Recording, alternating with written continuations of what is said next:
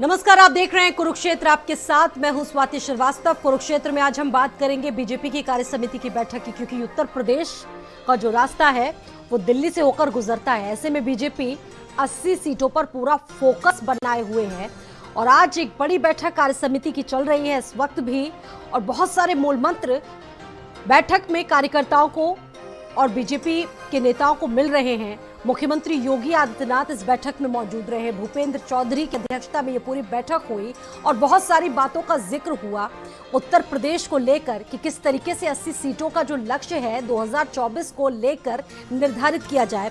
और बड़ी बात ये भी है, देखिए, क्योंकि विपक्ष जिस तरीके से उत्तर प्रदेश में एक मजबूत चाल चल रहा है, उसको लेकर अब बीजेपी ने अपनी चाल बहुत तेजी से चलनी शुरू कर दी है। कहीं कोई ऐसा रास्ता पीछे छूट ना जाए, इसको लेकर बीजेपी अब आक्रामक रणनीति के साथ उतर रही है। और देखिए, तैयारियां बहुत तेज हैं और ऐसे में बड़ी बैठकों का दौर जारी है। इससे पहले राष्ट्रीय कार्यकारिणी की बैठक हुई थी, बहुत सारे मुद्दों का जिक्र हुआ था और प्रदेश कार्यकारिणी की बैठक भी शुरू हुई है। सबसे पहले नेताओं के रिएक्शंस आपको सुनवाते हैं, उसके बाद इस चर्चा को शुरू करते हैं। देखिए,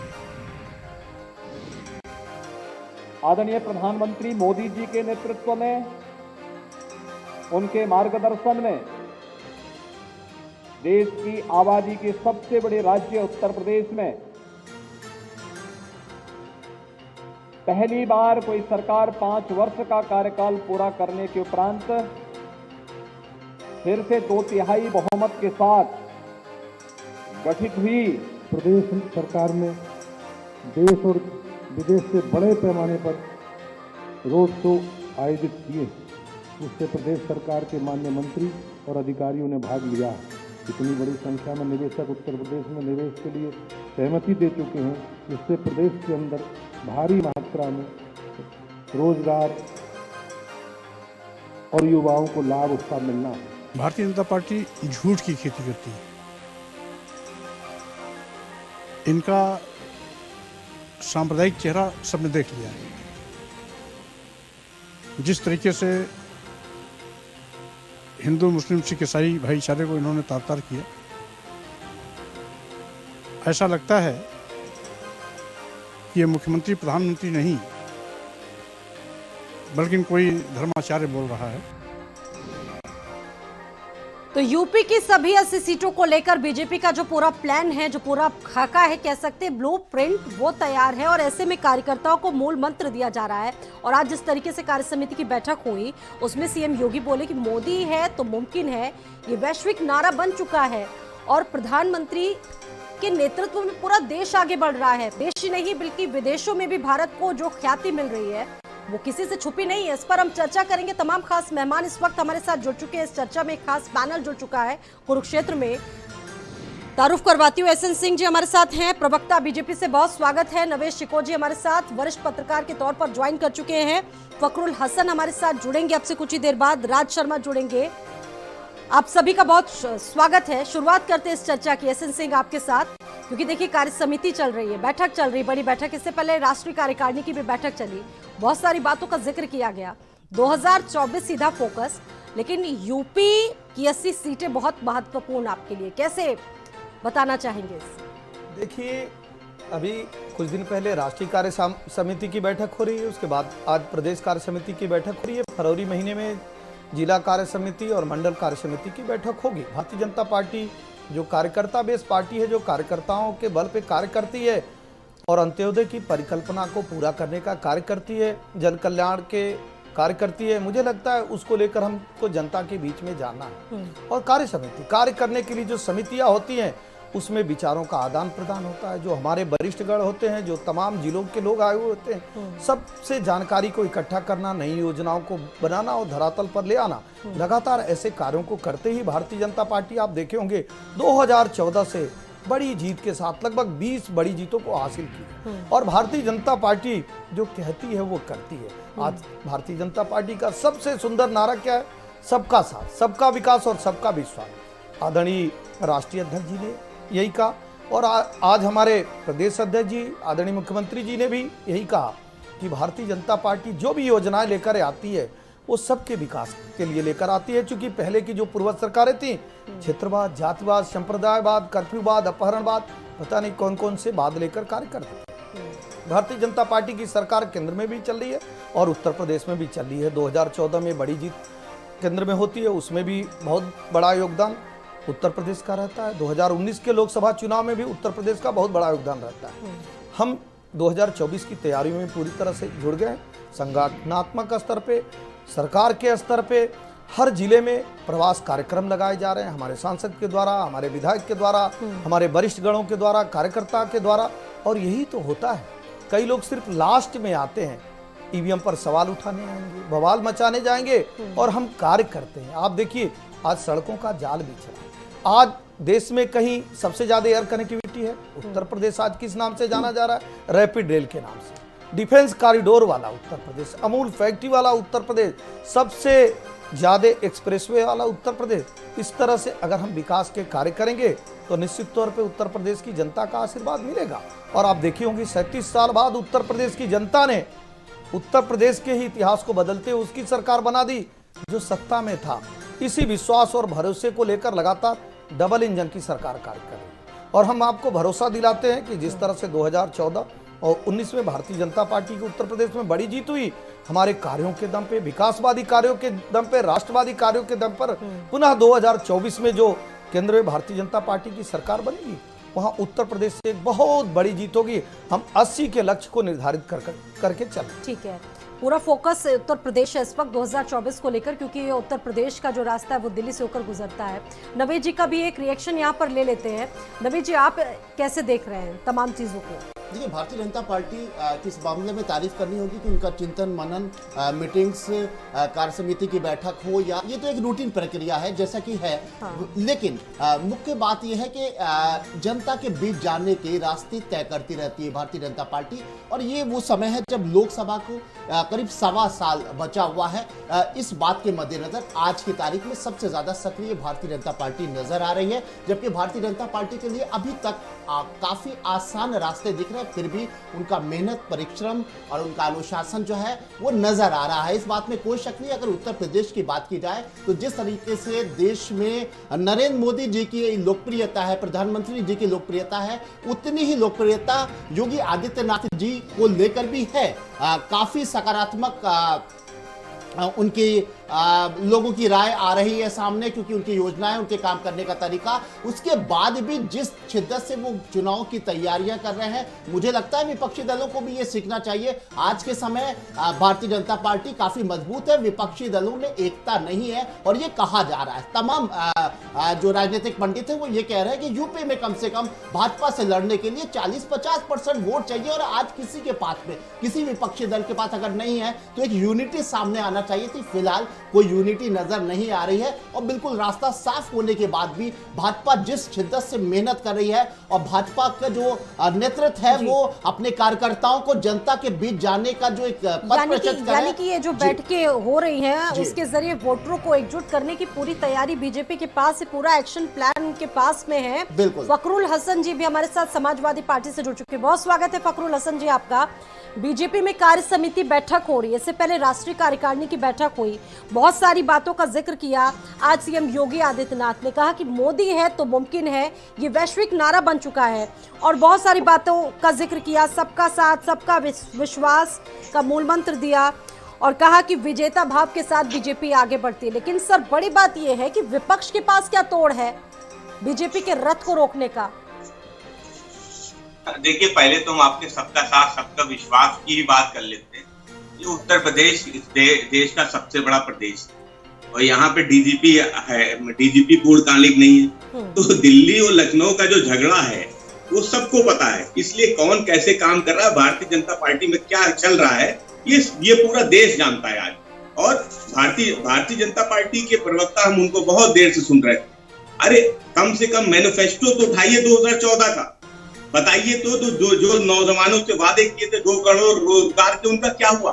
बताइए तो कम से कम किसानों की आय दुगनी करने के जो वादे किए थे उनका क्या हुआ? तो आप तो केवल वादा करने वाले और सपना दिखाने वाली सरकार है।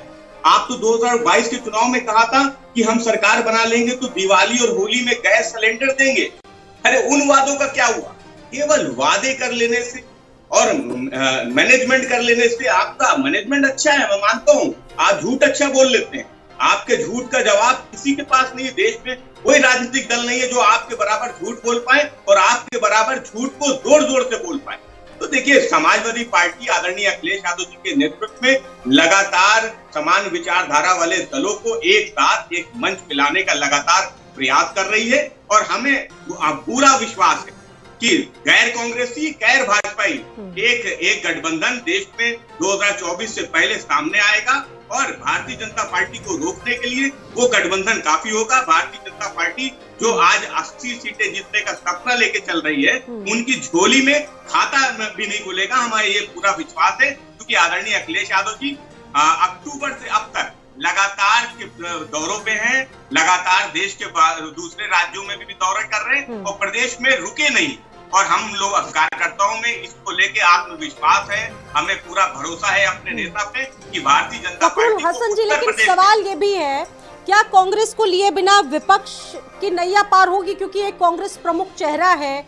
बड़ी बात यह है क्योंकि इससे पहले जब भारत जोड़ो यात्रा हुई उत्तर प्रदेश के 3 जिलों में, अभी फिलहाल कांग्रेस का कोई गेस्ट अभी हमारे साथ जुड़ा नहीं, जुड़ेंगे थोड़ी देर में, ये सवाल उनसे भी है, क्या उनको लिए बिना ये थर्ड फ्रंट होगा? देखिए, हम तो ये कहना चाहते हैं जो हमारी समान विचारधारा वाले दल, हम उनको साथ लेके चुनाव लड़ना चाहते हैं और हम जरूरी नहीं है कि हम कांग्रेस के साथ जाए। ये क्या समाजवादी पार्टी की या तीसरे मोर्चे की कहीं कोई मजबूरी नहीं है कि हम दोनों राष्ट्रीय दलों में से किसी को चुने। भारतीय जनता पार्टी के साथ जो 2019 में थे साथी, आज कहाँ है शिवसेना, आज अकाली दल कहाँ है, आज नीतीश कुमार जी कहाँ है?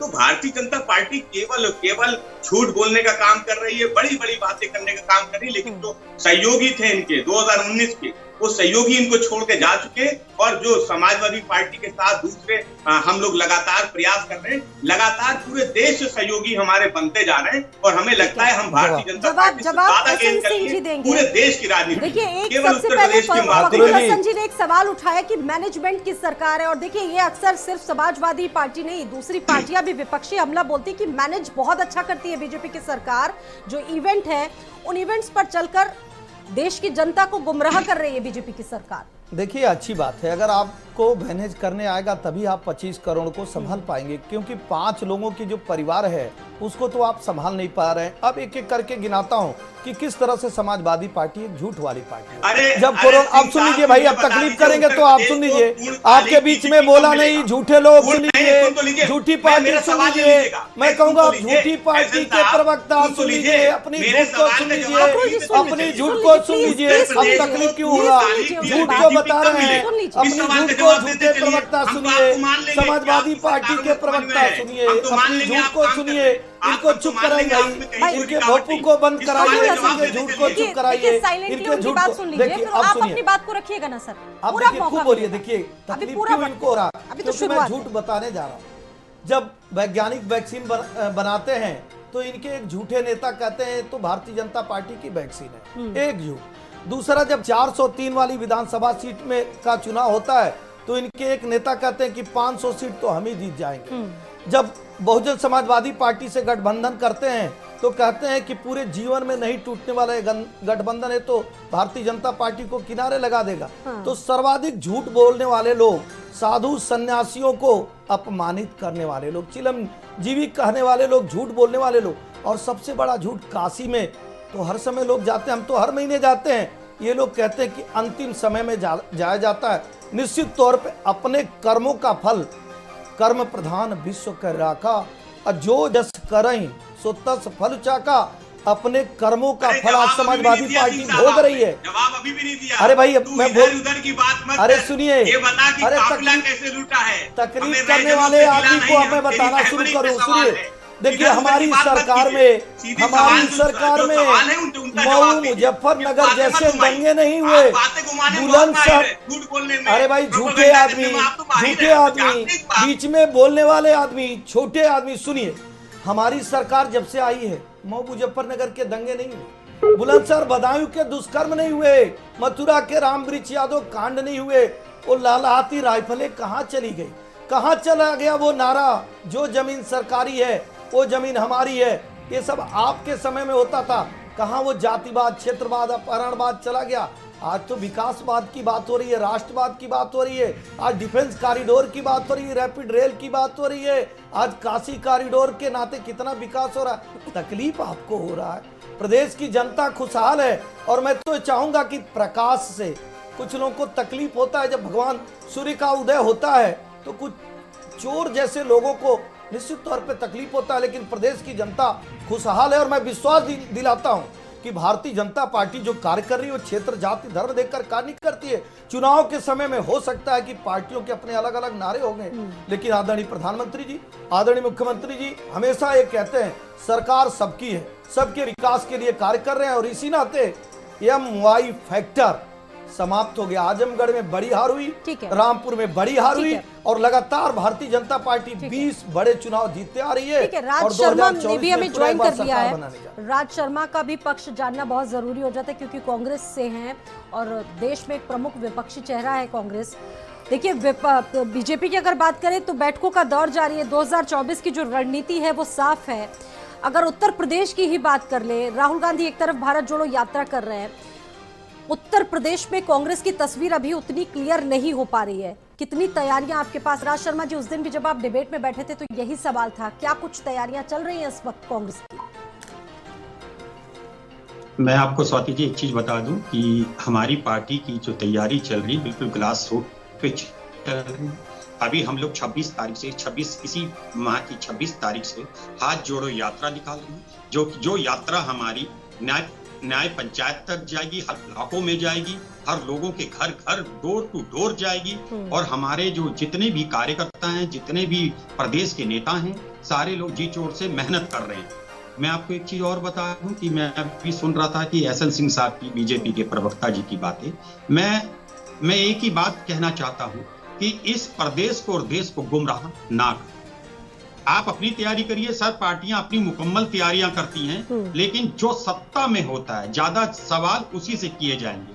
आज आपकी कार्यकारिणी की बैठक हो रही है, आपकी कार्यकारिणी की बैठक में आपका एक भी किसी नेता का बयान नहीं आया कि हम इस चीज पे तैयारी करेंगे कि रोजगार कैसे मिले, ये जो सड़कें हैं टूटी हैं, गड्ढा हाल है, ये कैसे ठीक हो, फैक्ट्रियां जो बंद है, जो चिमनियां धुआं उंगलना बंद कर चुकी हैं, वो कैसे स्टार्ट हो। आपका बस एक ही नारा है कि बस कैसे हम इलेक्शन जीतेंगे। कार्यकारिणी की बैठक मैं ये थी ना, कार्यकारिणी की बैठक थी, संगठन की बैठक थी ना सर, सरकार की बैठक नहीं थी। मगर संगठन ही सरकार चला रहा है। हाँ। यहाँ कोई नहीं चला रहा है, ये सिर्फ 2-3 लोग एक चला रहे सवाल हैं। यही है, ठीक है, आप सवाल एसएन सिंह आप ही से है कि आप देखिए सारी बातें कर लेते हैं प्रदेश में, देश में, लेकिन महंगाई, बेरोजगारी पर कुछ भी नहीं बोलते। महंगाई, बेरोजगारी पर आपकी सरकार पर कोई लगाम नहीं। आप देखिए उत्तर प्रदेश की महंगाई क्या थी, और उत्तर प्रदेश में बेरोजगारी दर 17% था, आज 2.9% है। मैं एक बड़े भाई की बात कहता हूं कि ये किस चीज की तैयारी कर रहे हैं। भारत जोड़ो यात्रा आप निकाल रहे हैं, भारत तोड़ने का कार्य कौन किया? हम तो अखंड भारत, एक भारत, सर्वश्रेष्ठ भारत की बात करते हैं। 1947 में टूटे हुए भारत को आप हर कोई बात में सरदार पटेल साहब उसको और भी सुधारते हैं। सुन लीजिए, दूसरी बात सुनिए, दूसरी बार भारत तोड़ने का कार्य 370 लगाकर आप करते हैं, तीसरी बार सिखों का कत्ल करके भारत तोड़ने का कार्य आप करते हैं, और चौथी बार देश के संसाधनों पे एक का अधिकार बता के भारत तोड़ने का कार्य आप करते हैं। पांचवी बार देश में इमरजेंसी लगाकर अब तो बीजेपी भी भारत जोड़ो यात्रा करने जा रही है ना। पुरानी बातें करते हैं। अरे भाई, आपसे पूछा जाता है आपके नेता क्या कर रहे हैं, सत्ता आपकी है। हम इसलिए बात कर रहे हैं, हम इसलिए बात कर रहे हैं कि आप पुरानी चीजों को ही बताते हैं, नया तो आपके पास कुछ नहीं है। दोबारा सत्ता में अरे आपने बेरोजगारी दूर करने पानी पी लीजिए, पानी पी लीजिए। मैं पंजाब का जिक्र कर दे रहा हूँ, पंजाब आपके पास था, आपने क्या मॉडल प्रस्तुत किया? सर्वाधिक मादक द्रव्यों की तस्करी, सर्वाधिक मादक द्रव्यों की तस्करी कहाँ होती थी? पंजाब में होता था। आज महिलाओं पे सबसे ज्यादा अत्याचार कहाँ हो रहा है? राजस्थान में हो रहा है। अब आइए हमने क्या किया, आप देखिए, देश की आजादी के बाद सर्वाधिक आवास देने का कार्य, गरीब को क्या चाहिए? आवास। सर्वाधिक आवास देने का कार्य भारतीय जनता पार्टी की सरकार की, सड़कों का जाल बिछाने का कार्य भारतीय जनता पार्टी की सरकार की, 102 सैटेलाइट एक बार भेजने का कार्य भारतीय जनता पार्टी की सरकार करती है, सबसे ज्यादा शौचालय देने का कार्य भारतीय जनता पार्टी करती है, अंत्योदय की परिकल्पना को भारतीय जनता पार्टी पूरी करती है। मैं तो कह रहा हूं, और जो गांव गरीब के लोग हैं, अगर वो बीमार होते हैं, 5 लाख रुपए मुफ्त में दवा देने का कार्य आजादी के बाद अगर किसी सरकार ने किया तो भारतीय जनता पार्टी करती है। भारतीय जनता पार्टी की सरकार लगातार कार्य करे, लेकिन गद्दी के लिए जो आप झूठ बोल रहे हैं साहब, आपके एक नेता कहते हैं कांग्रेस में कोरोना आ गया है। राजस्थान का बयान आप सुने, कांग्रेस के नेता कह रहे हैं कि कोरोना आ गया है, दूसरे कहते हैं कि हमारा नेता बेशर्म है, बेहुदा है, पेपर लीक कहां से हो गया, कौन कहता है? सीएम और डिप्टी सीएम कहते हैं। अपने को जोड़ नहीं पाए, भारत जोड़ने चल रहे हैं। तेलंगाना में आप टूट गए, दिल्ली में टूट गए, गोवा में टूट गए, पंजाब में छूट गए, अपने को जोड़िए। बहुत सारी बातों का जिक्र हुआ। बीजेपी ने जिस तरीके से निशाना साधा विपक्ष पर, कहा कि विपक्ष के एजेंडे में परिवारवाद है, जातिवाद है, हमारे एजेंडे में सिर्फ राष्ट्रवाद है और राष्ट्रवाद के हितों को लेकर ही हम आगे बढ़ते हैं। विपक्ष को इस मुद्दे पर टारगेट किया। अब फखरुल हसन जी, आप इस पर जवाब देना चाहेंगे? देखिए स्वाति जी, परिवारवाद तो भारतीय जनता पार्टी का राजनीतिक सीमाओं को लांघ के अब तो खेल दंगों तक पहुंच गया है, तो इनके मुंह से परिवारवाद की बात अच्छी नहीं लगती। और भारतीय जनता पार्टी, अभी एसएन सिंह साहब बोल रहे थे, ये तो उसकी गुंडागर्दी की बात कर रहे थे, अपराध की बात कर रहे थे। अरे साहब, उत्तर प्रदेश में किसानों पे गाड़ी चलाने वालों का आपने कितनी मेहरबानी की थी, ये पूरे देश में। मुजफ्फरनगर के किसान नहीं थे, मुजफ्फरनगर में क्या अंग्रेज थे? मुजफ्फरनगर में अंग्रेज थे। बुलंदशहर में जो घटना हुई, क्या वो किसान की लड़की नहीं थी? बदायूं में जिसके साथ दुष्कर्म हुआ, क्या वो किसान नहीं था? मथुरा में जब रामवृक्ष यादव कांड हुआ, क्या वो किसान नहीं था? मतलब किसान केवल भारतीय जनता पार्टी के लिए। 13 चीनी मिले आप बंद कर देते हैं साहब, 13 चीनी मिले आप बंद कर देते हैं। हम 4 नई चीनी मिलें चलाते हैं, 20 चीनी मिलों के क्षमताओं में वृद्धि करते हैं, किसान सम्मान निधि देने का कार्य करते हैं। आप किसानों का अपहरण करते हैं, किसानों की जमीन लूटते हैं। प्रधानमंत्री जी कह के गए थे आवारा आपके लिए आवारा हो सकता है, एक दूसरे की बातों को आपके सुन लिए लीजिए, आवारा हो जवाब सकता है, दीजिए, पशु हमारे लिए जवाब आवारा दीजिए। नहीं है, हम उसका संयमित व्यवस्था कर रहे हैं। अरे दोनों लोग एक साथ बोलेंगे कुछ समझ में नहीं आएगा। लगाइए। अरे आज तो अपने घोषणा पत्र बात करके दिखाओ। मैं ठीक है। चुनौती देता हूँ कि भाजपा अपने घोषणा पत्र बात करके दिखाए। आपने हिम्मत हो 2014-2019 का घोषणा पत्र उठा लो। देखिए, हमारा घोषणा पत्र बहुत दर्द देगा आपको, हमारा घोषणा पत्र बहुत दर्द देगा। हमने तो भगवान राम के मंदिर बनाने की बात अपने घोषणा पत्र में कहा था। भगवान राम चलिए, आज अयोध्या का भी जिक्र किया गया। नवीन जी, आज इसी कार्यसमिति की बैठक में अयोध्या का भी जिक्र किया। देखिए, 2024 को लेकर अगर देखा जाए, घोषणा पत्र में 370 था, हमारे घोषणा पत्र में 370 था, हमारे घोषणा पत्र में भगवान राम के काशी का कॉरिडोर था, हमारे घोषणा पत्र में देखिए बीजेपी का साफ यही कहना है कि जो भी बातें, जिन बातों का जिक्र किया गया घोषणा पत्र में, उन बातों को लगभग पूरा किया गया। आप अपने परिवार वाले घोषणा को बताइए ना। अरे भाई, शिवपाल जी को बताइए, शिवपाल जी को कब मिलेगा? शिवपाल जी को बताइए, शिवपाल जी को बताइए, शिवपाल जी को ले आइए। शिवपाल जी पूछ रहे हैं चुनाव के समय जो घोषणा किए थे, शिवपाल जी को कब देंगे?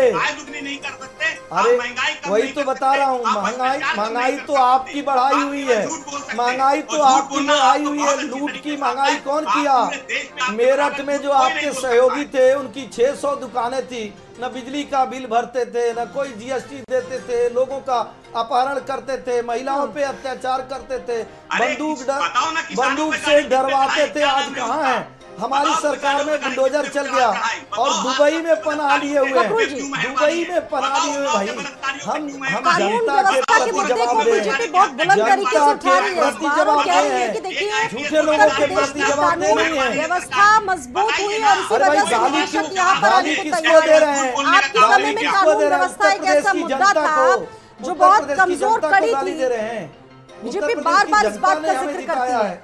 आपको लगता है कि प्रदेश में कानून व्यवस्था पुख्ता हुई है? सालों फरार रहता है, फिर वो कोर्ट में आत्मसमर्पण करता है और 4 दिन बाद वो बेल आउट हो जाता है। किसकी मेहरबानी से बाहर हुआ?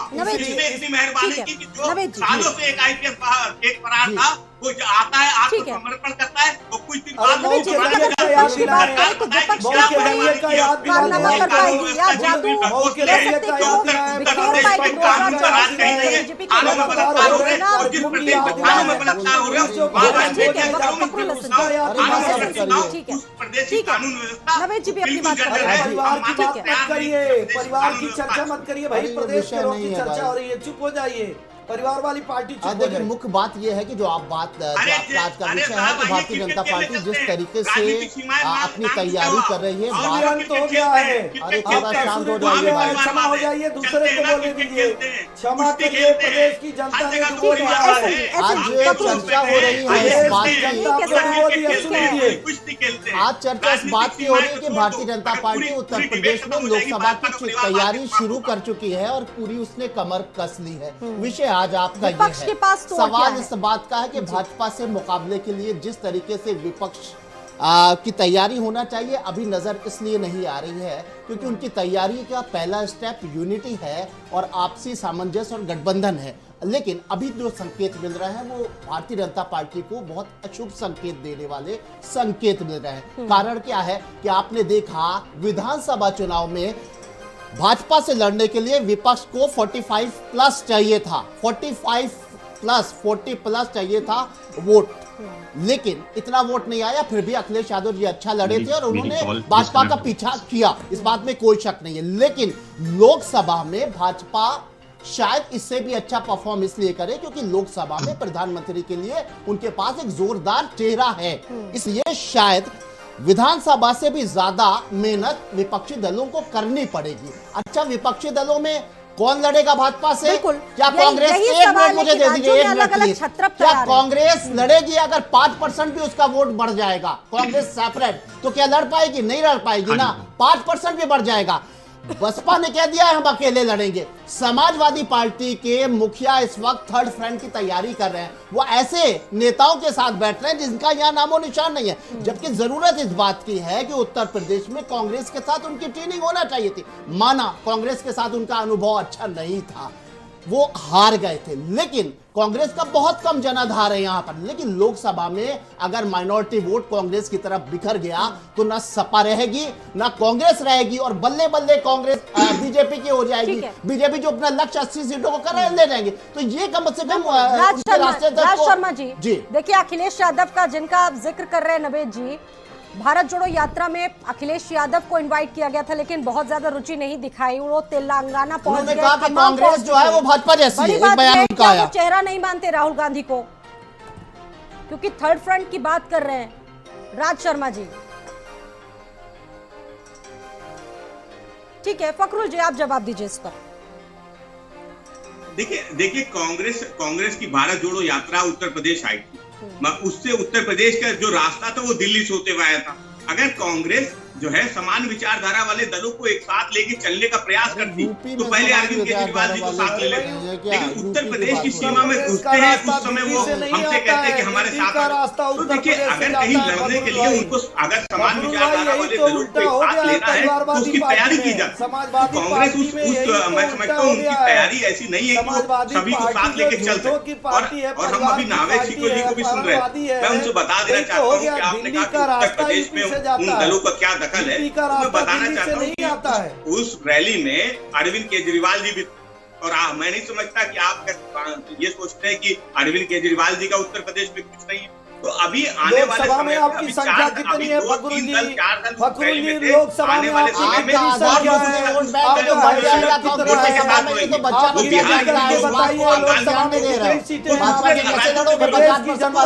अभी जल्दी नहीं है। प्रदेश की जनता पूछ रही है लोकसभा में कितनी सीटें हैं आपकी? समाजवादी पार्टी तीसरे मोर्चे की गठन के लिए आदरणीय अखिलेश यादव जी जो है तैयारी कर रहे हैं और हमें विश्वास है कि समान विचारधारा वाले दल वो साथ आएंगे। और अगर कांग्रेस को इस दल में शामिल होना है तो उत्तर प्रदेश में कांग्रेस की जो ताकत है, जो राजनीतिक हैसियत है, अगर उस हैसियत के हिसाब से उस संगठन में, उस थर्ड फ्रंट में या अपना हिस्सा बनना चाहेंगे तो उस पर बाद में विचार किया जाएगा। राज शर्मा जी भी जुड़ चुके हैं। पार्टी सर सवाल यही है, 3 में शून्य मिला देंगे कि अखिलेश यादव को इनवाइट किया गया लेकिन अखिलेश यादव ने इंटरेस्ट नहीं दिखाया। उत्तर प्रदेश से प्रमुख चेहरा है, बिना विपक्ष को एकजुट लिए क्या वो बात बन पाएगी 2024 में और पार्टियों को साथ लिए? राज शर्मा स्वाति जी, सवाल मुझसे? जी आप ही से सवाल है। हेलो जी, आपको आवाज मिल रही है? एक मिनट में सुन नहीं पाया था, सपा वाले प्लीज। को हल्के में ले रहे हैं। अभी देखिए फखरुल जी ने क्या कहा कि उनकी क्या हैसियत है।